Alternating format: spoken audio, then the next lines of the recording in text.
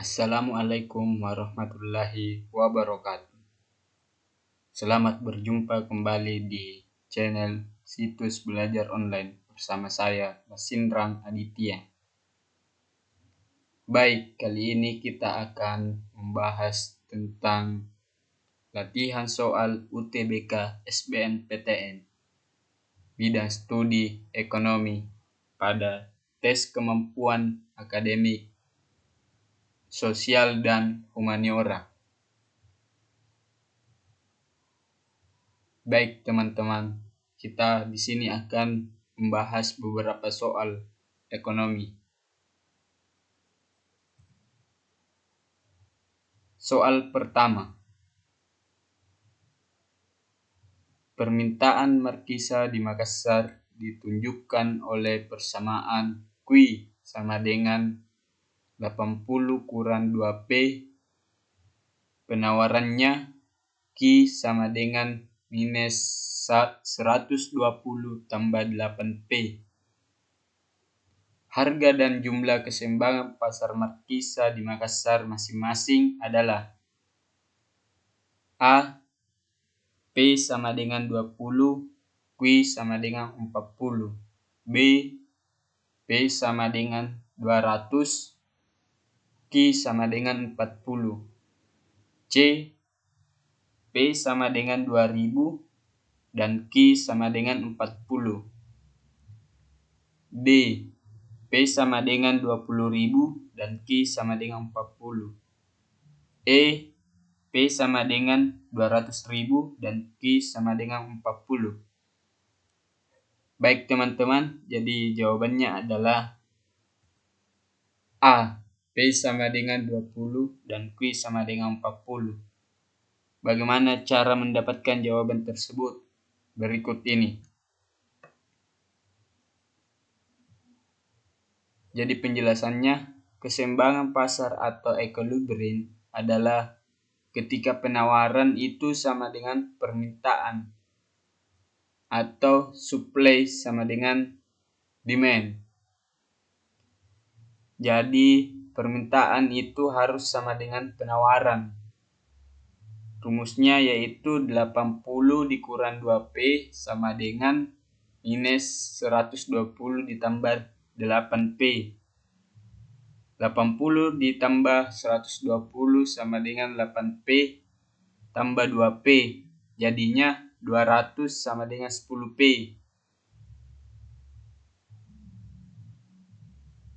200 per 10 sama dengan P. Maka didapatkanlah P-nya 20. Nilai P ini kita kemudian substitusi masuk di persamaan Q, di mana akan didapatkan nanti Q sama dengan 40.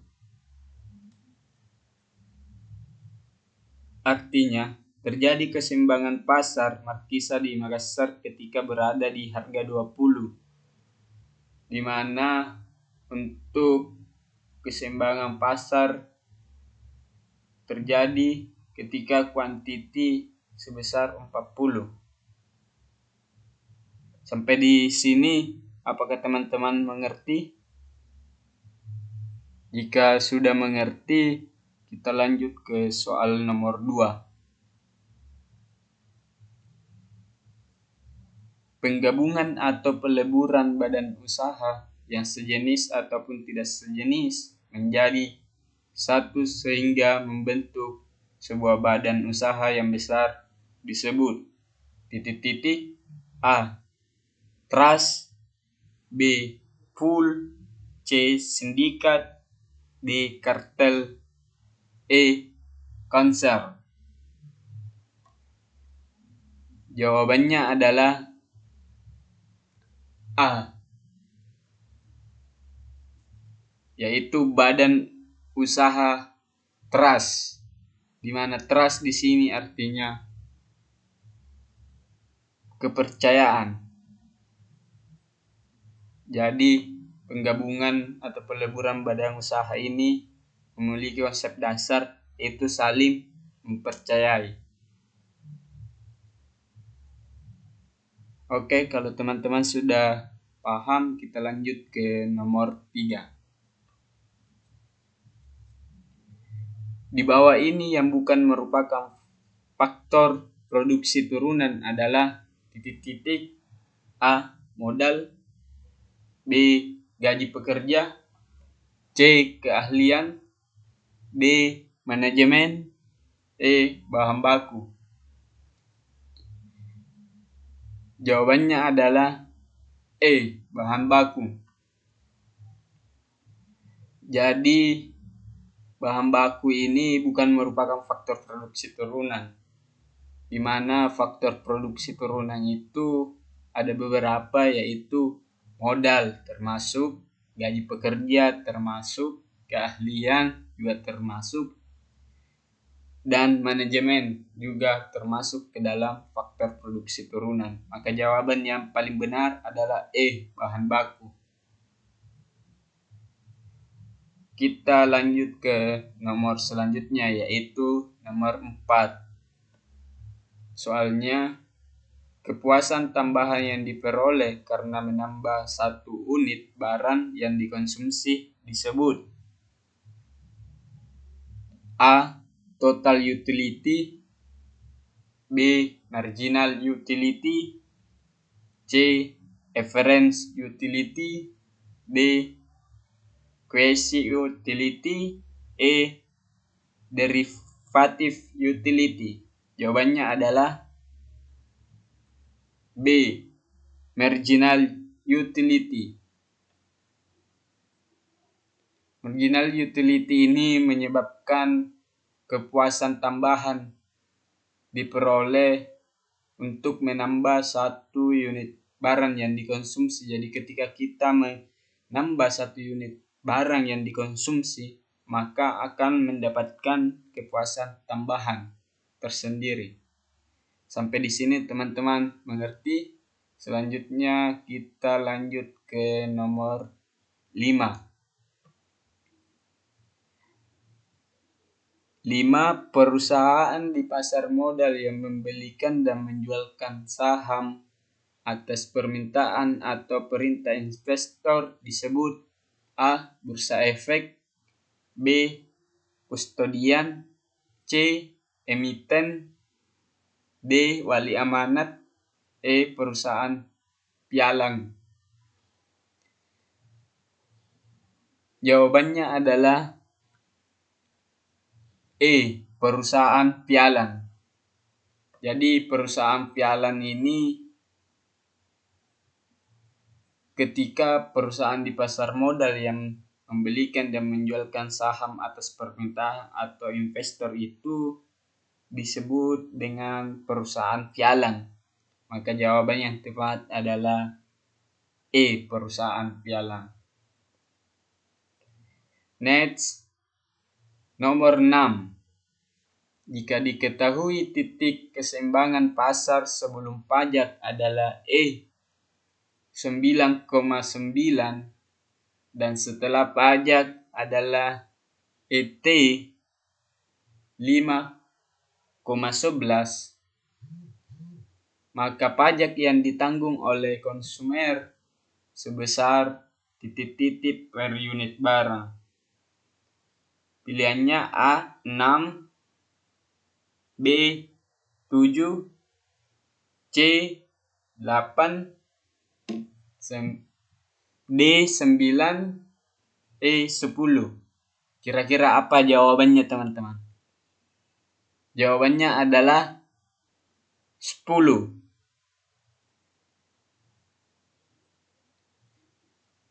Silahkan teman-teman mencoba untuk mencari sendiri kenapa bisa sampai 10 jawabannya. Mimin akan menantang teman-teman untuk mencari jawabannya, dan silahkan tulis di kolom komentar. Ya, apa teman-teman sudah mencarinya? Kalau sudah, alhamdulillah, kita cek cara mencari jawabannya. Pertama, diketahui E. 9,9, E setelah pajak yaitu 5,11, maka pajak yang ditanggung oleh konsumen per unit barang yaitu T setelah pajak sama dengan P setelah pajak dikurang P dikali Q setelah pajak. Kita masukkan nilainya. P setelah pajak yaitu 11 dikurang P yaitu 9 dikali Q-nya itu sama dengan 5. 11 kurang 9 sama dengan 2. 2 kali 5 sama dengan 10. Maka jawabannya adalah E.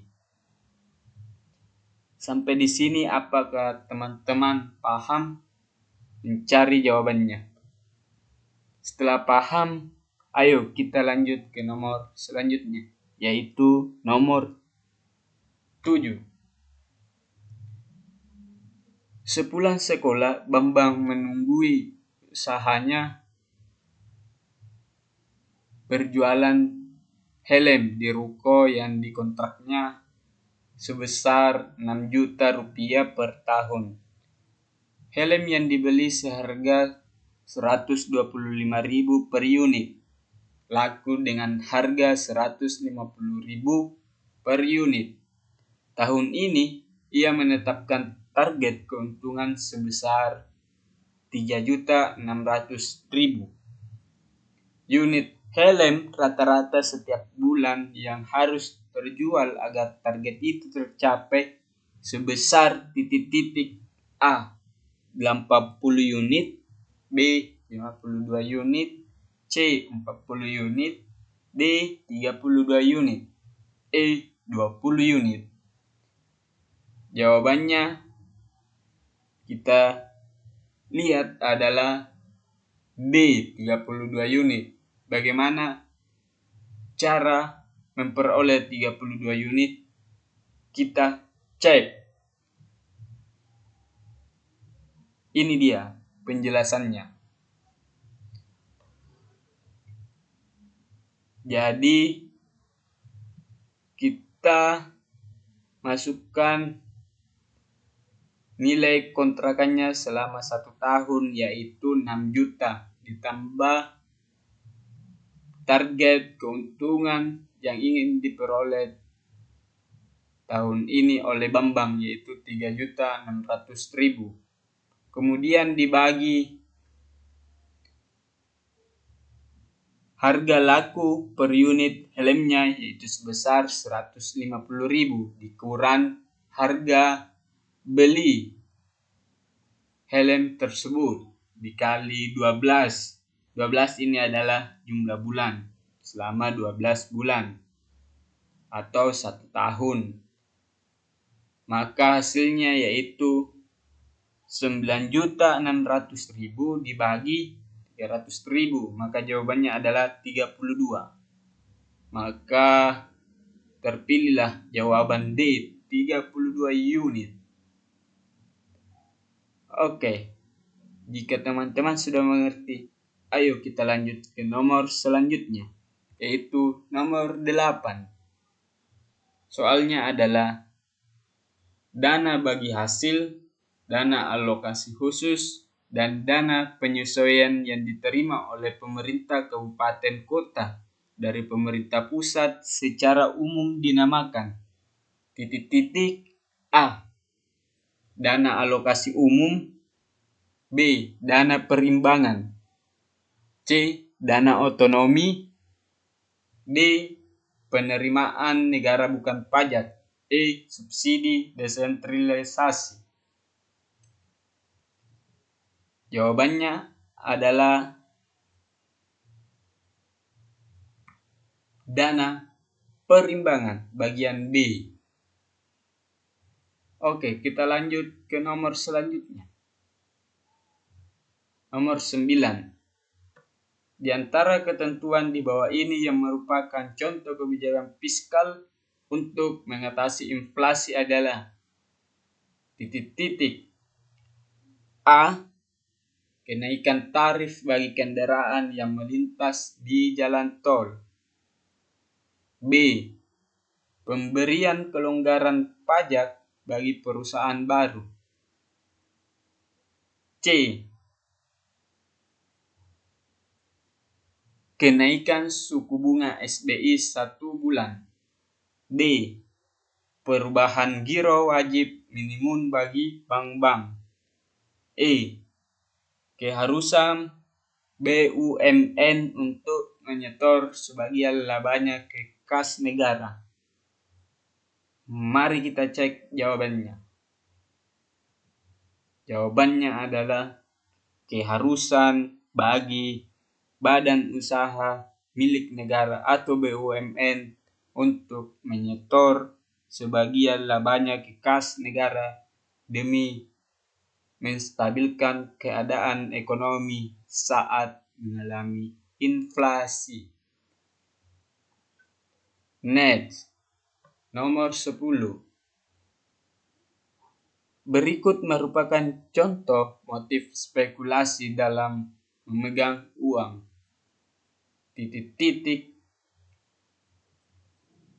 A. Menabung dalam bentuk deposito di bank. B. Membeli tiket.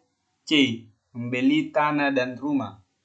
D. Membeli saham dan obligasi. E. Berjudi. Mari kita cek jawabannya, teman. Jawabannya adalah D. Membeli saham dan obligasi.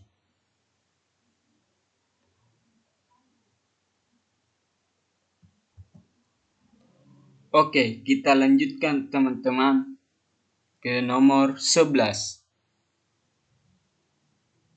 Soalnya adalah apabila perusahaan Eko melakukan transaksi penjualan kepada perusahaan Ruben senilai 200 juta dengan syarat 2/10 N/30 FOB destination point pada tanggal 30 Desember 2012, barang tiba di perusahaan Ruben pada tanggal 2 Januari 2013. Jurnal yang dibuat oleh perusahaan Eko adalah A.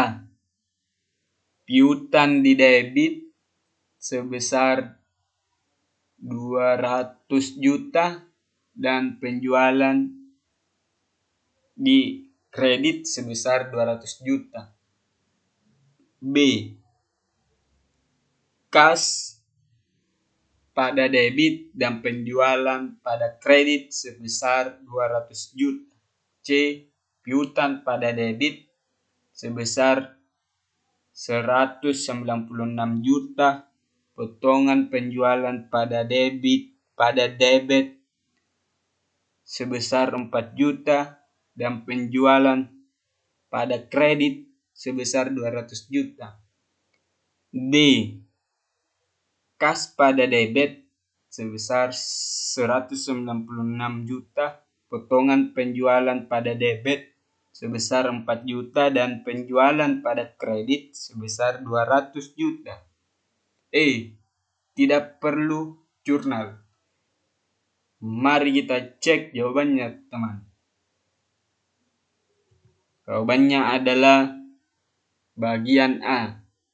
Jurnalnya yaitu piutang pada debit dan penjualan pada kredit sebesar masing-masing 200 juta. Oke, jika sudah paham kita lanjut ke nomor selanjutnya. Nomor 12. Perhitungan produk nasional neto atau net national product melibatkan A. GNP dan penyusutan. B. NNP dan subsidi. C. NNI dan PI. D. NNP dan pajak tidak langsung. E. GNP dan pendapatan faktor luar negeri atau PFLN. Mari kita cek jawabannya. Jawabannya adalah GNV dan penyusutan. Oke, kita lanjut ke nomor selanjutnya. Oh, ternyata sudah berakhir, teman. Cukup 12 contoh soal atau latihan soal yang kita bahas pada video kali ini. Terima kasih telah menonton video kami. Mohon maaf kalau ada kesalahan dan kekurangan dalam pembuatan video latihan soal UTBK SBMPTN bidang studi ekonomi pada bidang sosial dan humaniora. Terus support kami untuk berbagi ilmu pengetahuan di YouTube dengan cara subscribe, like, comment, and share channel Situs Belajar Online.